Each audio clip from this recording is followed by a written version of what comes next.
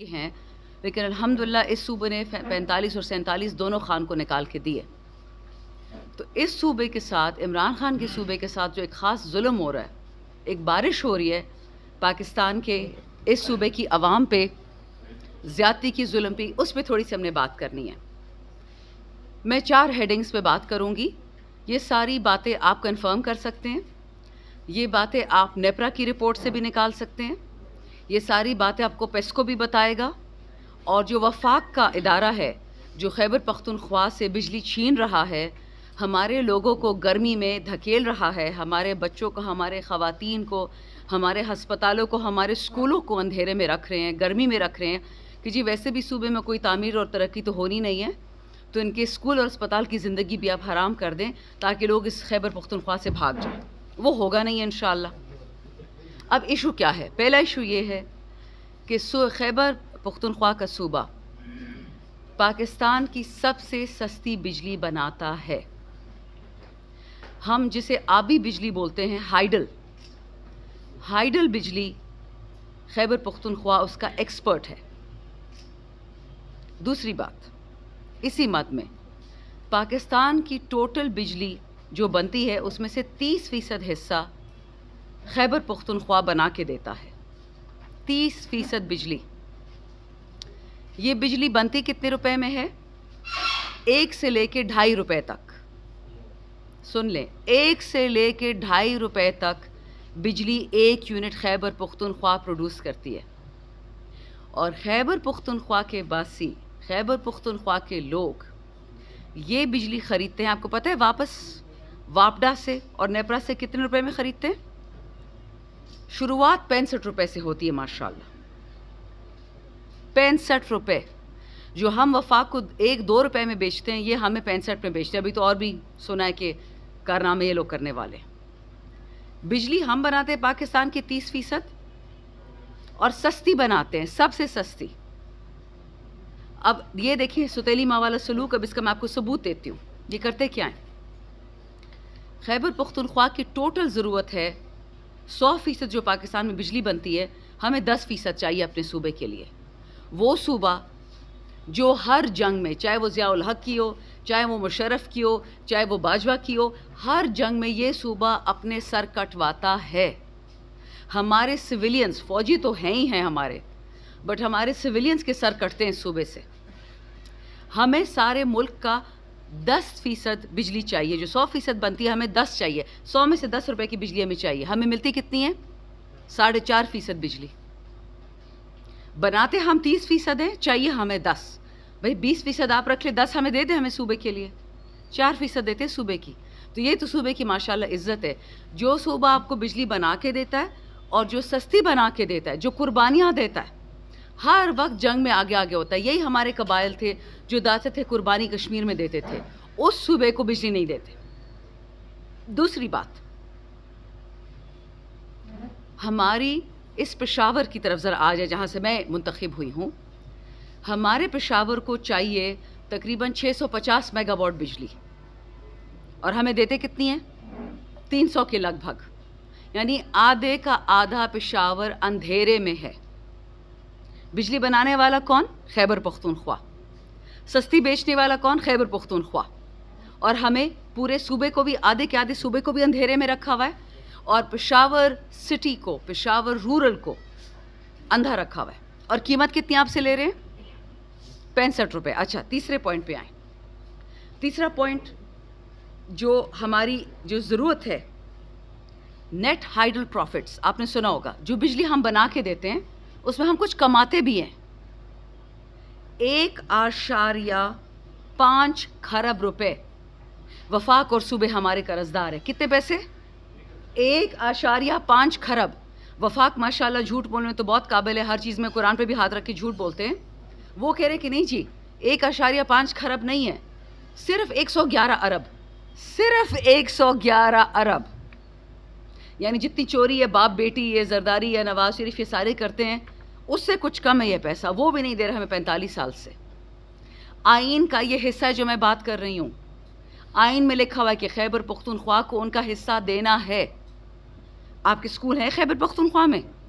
आपकी सड़कें हैं? आपके अस्पताल हैं, कुछ भी नहीं है क्या? मादनियात। उस पर नज़र रखी हुई है कि माइंस एंड मिनरल्स का बिल लाएंगे। अभी तो हमारे पहाड़ों में घुस के हमें उड़ा देते, फिर हमारे घरों में घुस के हमें उड़ा देंगे। गेम ये चल रही है कि इस सूबे को और बलूचिस्तान को कामयाब नहीं होने देना।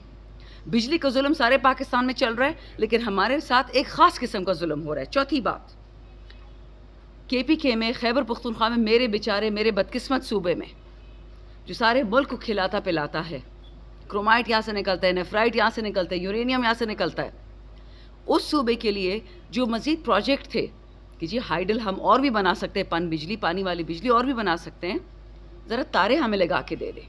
फेडरल हुकूमत ने ये जो 3 साल से PDM की चोर बैठे, और इनसे पहले भी 47 साल इनकी हुकूमत रही है, इन्होंने कुरान की कसम खाई है कि सूबे में इंफ्रास्ट्रक्चर की इन्वेस्टमेंट नहीं करेंगे, खंबे नहीं लगा के देंगे, तारे नहीं देंगे, क्योंकि जी पंजाब में और सिंध में ये जो चोर बैठे हुए हैं, और इन चोरों की हकीकत मैं आपको बताती हूँ, उनको बिजली 24 घंटे मिलती रहे। जो सूबा बिजली बनाता है, जो शहर बिजली बनाता है, उसको नहीं देनी है। अच्छा जी, इनके और कारनामे देखिए।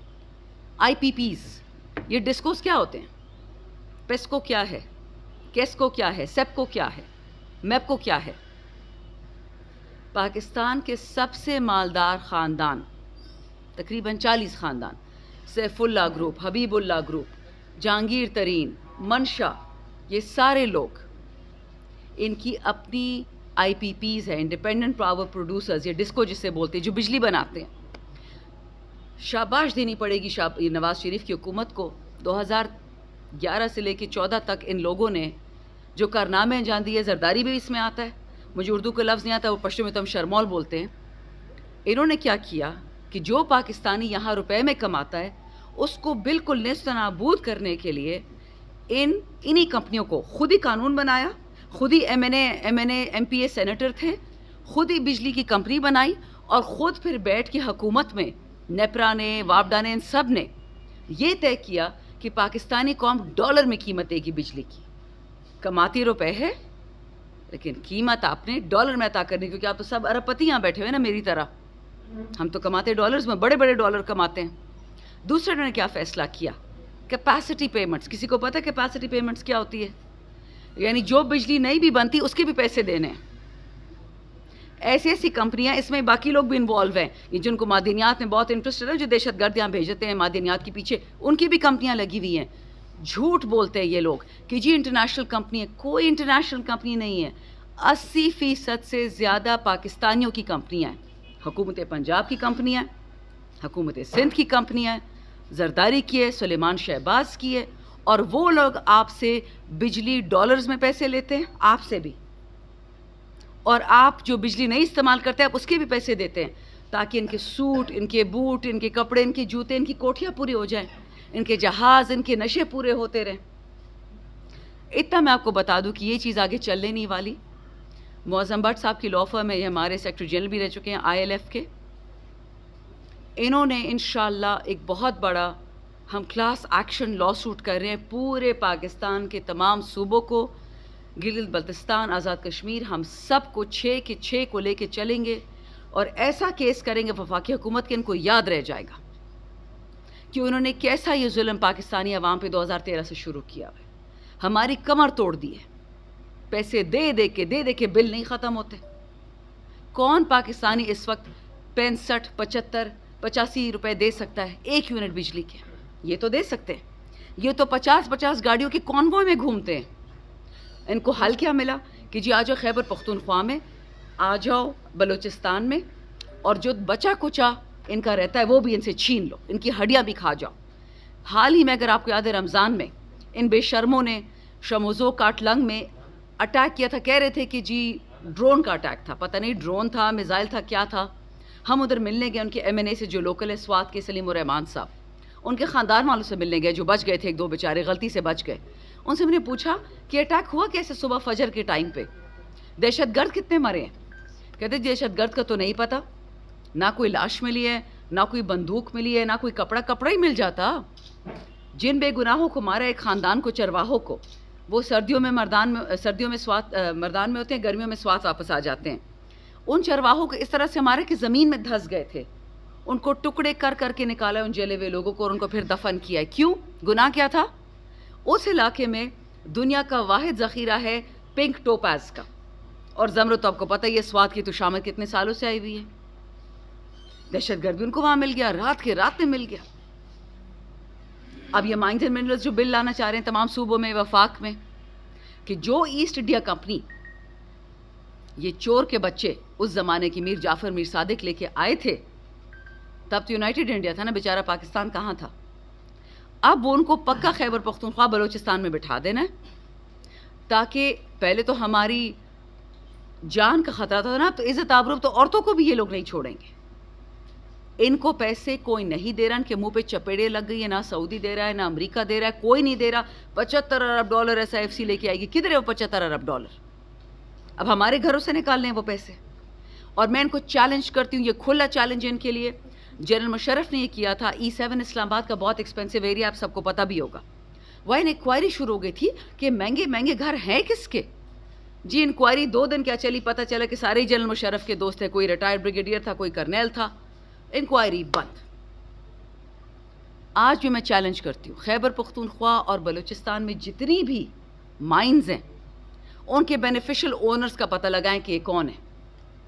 एक तो डमी ओनर होता है ना, जो कागज़ पे नाम लिखा होता है, जो असली ओनर है, जो अरबपति खरबपति हो रहा है। हमारे सूबे गरीब से गरीब तर होते जा रहे हैं और ये लोग खरबपति होते जा रहे हैं। नेफ्राइट की ट्रक रात को निकल जाती, क्रोमाइट की निकल जाती है। कहाँ जा रही है ये? भाई फ़ौज को दे दिए पैसे, हमारी फ़ौज से क्या दुश्मनी? मेरी फ़ौज है, मेरे जवान है। BLA से अभी तक किसी ने जवाब नहीं मांगा कि 400 नौजवान किधर चले गए जो बलूचिस्तान में उठाए थे। मैं जवाब मांगूंगी, मैं टैक्स पेयर हूँ। लेकिन रातों रात चीज़ें गायब हो जाती हैं। आधे पैसे फ़ौज को दे, आज सिविलियंस को दे, मुल्क ठीक हो जाएगा, बैरूनी कर्जे भी ख़त्म, सब कुछ ख़त्म। किधर जा रही है हमारी मादनियात? सोना किधर जा रहा है सैंडैक से? अब मेरे हल्के के बुज़ुर्ग भी आ गए, मैं उनको देख रही हूँ, मैंने उनको सलाम नहीं किया। इनके हल्के में, मेरे हल्के में कि इनके इलाके में अल्हम्दुलिल्लाह तेल और गैस भी मिल गया। हमने तो पहले से अनाउंस कर दिया कि अगर हमें दूर दूर से कोई दहशतगर्द नज़र आया ना, हम पुलिस और फ़ौज का इंतज़ार नहीं करेंगे, फिर हम जाने दहशतगर्द जाने। जहाँ तेल और गैस आती है दहशतगर्द पहुँच जाते। कहाँ से आते हैं? हमने तो सुना है कि पड़चिनार, कुरम में, बाजवड़ में और बनू में तफकीरी पहुँच गए। खैबर पख्तूनख्वा का तो इराक से और सीरिया से कोई बॉर्डर मिलता नहीं है, मिलता है तो सिंध का और बलूचिस्तान का।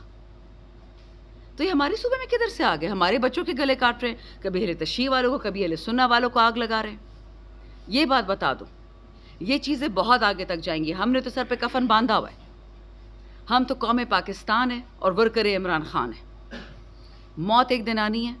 अभी भी हमारे घर पे थ्रेट्स आते हैं। कभी पुलिस फ़ोन करने आती कि मैडम ख्याल रखें, कभी जर्नलिस्ट बताते कि जी बाजवा आपसे बड़ा नाराज़ है। बाजवा का नाम लेती कि दहशतगर्द वो वापस लेके आए, खैबर पख्तूनख्वा में बिल्कुल लेके आया है।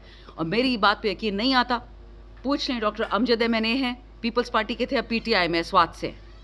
उसकी सर्किट हाउस में स्वात में क्या मुलाकात हुई थी, उसको क्या कहा गया था? अगर खैबर पख्तूनख्वा से और पाकिस्तान से PTI को ख़त्म करना है, इमरान खान को ख़त्म करना है, तो खुदा का वास्ते आने दे दहशतगर्दों को, रीसेटल करें उनको। एक ही दफ़ा में इमरान खान भी ख़त्म और पार्टी भी ख़त्म। अल्लाह वो दिन कभी ना लाए कि पाकिस्तान को कुछ हो, क्योंकि ये लड़ाई PTI की और खैबर पख्तूनख्वा की नहीं है, ये लड़ाई पाकिस्तान की है। पाकिस्तान ने रहना है कि नहीं रहना? यार ये 3-4 ख़ानदान जो हैं चोर और उनके पीछे इनके फैसिलिटेटर्स, या ये रहेंगे या पाकिस्तान रह गया। मुझसे आज लिखा हुआ ले लें, पाकिस्तान की बका और सलामती इसी में है कि इन चोरों को खैर बात कह दिया जाए। ना इमरान खान ने सारी उम्र जिंदा रहना है, ना मैंने रहना है। पार्टी आती जाती है, बट अगर मुल्क चाहिए, पाकिस्तान चाहिए, जो सच के साथ खड़े हों, हक के साथ खड़े हों। कुलभूषण और अभिनंदन को चाय पिला के भेज दिया और अपने वालों को अभी भी 9 मई की कह दिए, जहाँ मिले उनसे जेल में, आपको पता चल जाएगा कि वो किस हालत में उनको रखा गया है, किस किस्म की गलाजत उनके साथ की गई है। मारपीट तो होती ही है, उनके साथ क्या क्या जेलों में किया गया है।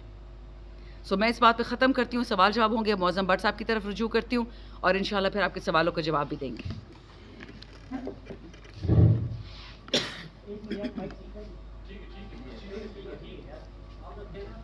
बिस्मिल्लाहिर्रहमानिर्रहीम। सुभानल्लाहि व बिहम्दिही सुभानल्लाहिल अज़ीम।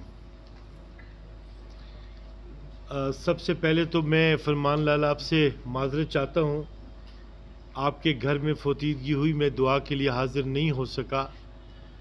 अल्लाह ताला उन्हें उस जहान में उनके दर्जात बुलंद करे। ये पाकिस्तान बड़ी मुश्किलों से